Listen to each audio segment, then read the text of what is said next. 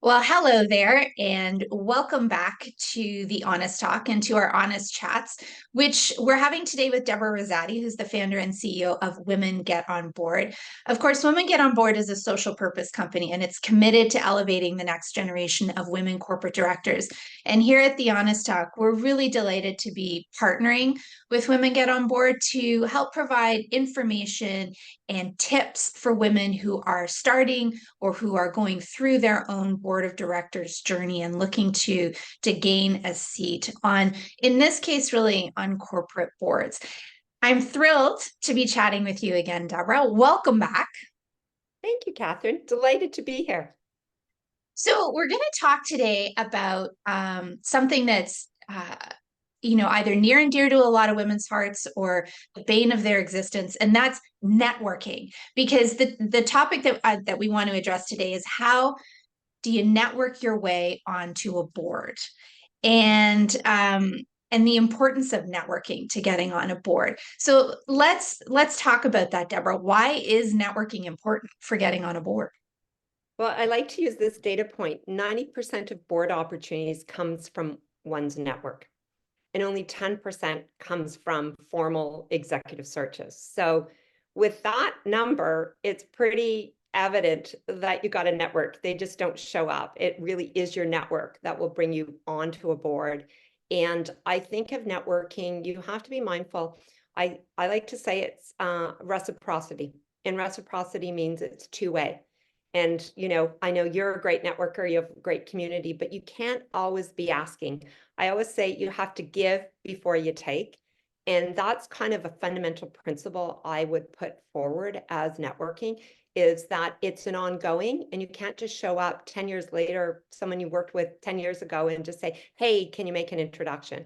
I think you have to be authentic, and it has to be reciprocal.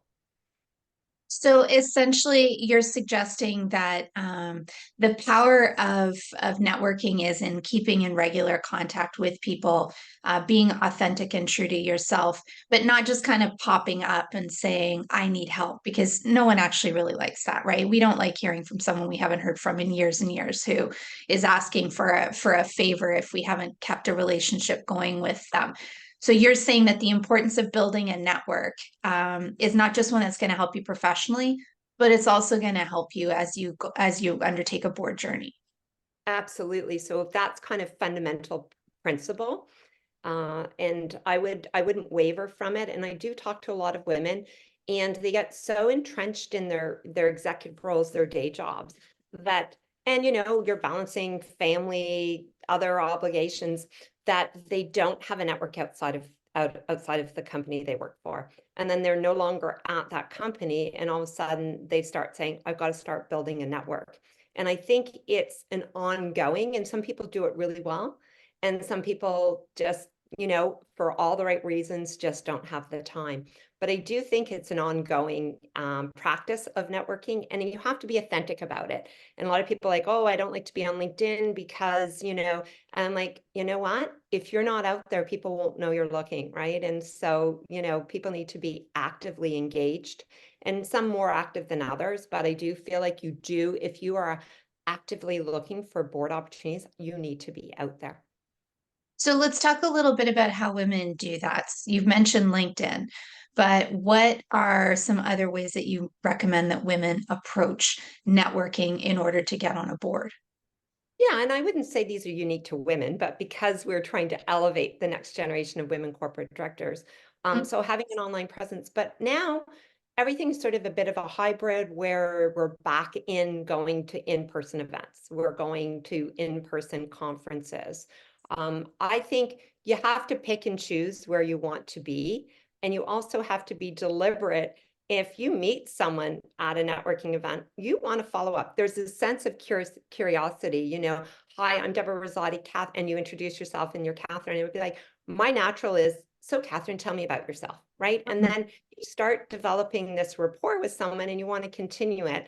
And I think you want to be authentic and do the follow through, right? So you're not going to follow through with everyone. It might be a speaker.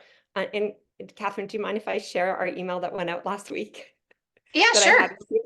So I'm going to the ICD conference in June. and I noticed that Catherine was going to be the host or the MC for the gala. I reached out Yeah. to Catherine right away and said, "Hey, Catherine, I'm super excited. Any chance we can meet in advance?" And we've developed a relationship online pretty much. So Right. I reached out right away. So I use that as an example because I got to see that you are going to be at this gala and you're going to be at the conference that I'm going to be at. And so it was a reach out to you to say, "Hey, congratulations, any chance we can meet?" And those are examples of you're going to be going somewhere, you see a speaker, maybe you see the registration, reach out in advance. There's no reason why you can't in advance or after. "Hey, Catherine, I loved your talk. I'd love to follow up. I noticed you talked about being authentic. Maybe I'd love to learn more about your business." And so I think that curiosity is so, so important. So I totally agree with this, and I love what you're saying. And the other thing, drawing from my own personal experience recently, I've transitioned to a digital card, which I have on my phone. So when someone says, "Do you have a card?" We just link up through the digital card that I have on my phone. But I've been at a lot of events recently where women are once again actively handing out their business cards. And what I've noticed about that is that I get home from the event and I look up their email address on that business card and send them a note saying, "It was really neat to meet you. I love what you're doing. Be great to stay in touch." And so I think that whole idea, that kind of old school idea of women carrying their business cards and being really active in handing them out too, is another way to continue that networking too. Because you're right, we're a hybrid world now. There's a ton that's happening online, just like our conversations, but we're also back to being in person. And so we have to use all the tools at our disposal. I agree 100%. Yeah. Oh, what a real pleasure. Is there anything else that we need to talk to each other about today about networking to get on a board? Final tips that you have for women? Yeah, I like to call it a network map. And what I mean by in the network map, there are 5 different categories of individuals in your network. There's connectors. So there are people that will connect you to an opportunity.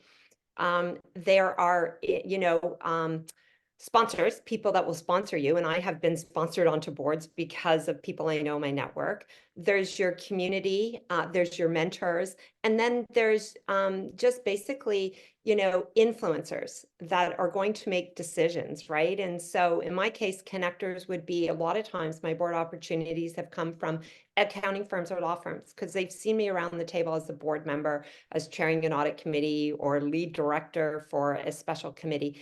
And usually their clients will go to them and it's like, "We are looking for somebody to come on our board, as in the company, we're going public, we're looking for XYZ." So I've had introductions that have come through my nexus, which would be a lot of times accounting and law firms. So those are connectors. And the decision makers could be chairs of boards, chairs of nominating corporate governance committees, could actually be gatekeepers like executive search firms. So what you want to do when you are networking, you need to have different people in different categories, and they may be in different categories. They could be a sponsor, but your mentor isn't necessarily going to be the person who's going to make the introduction. They might advise you and coach you to say, "Catherine, that's a great idea. You might consider connecting with these people." So I think when you do it, you have to be deliberate. And also you need to ask for introductions to, and they have to be authentic as well. So, warm introductions go a long way than just on a LinkedIn message, "Hey, I'm interested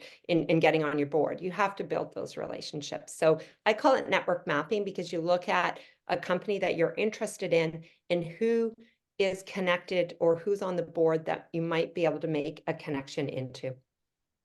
Yeah, that's excellent advice, Deborah. And there's more information on this topic and a whole variety of topics for women who are embarking or in the middle of a board journey, both on the Women Get On Board website, where these e-guides originated, and also on the Honest Talk website, where we are republishing them as part of our collaboration. So thank you very much, Deborah. I enjoy our conversations every time we have them, and there's lots more to come.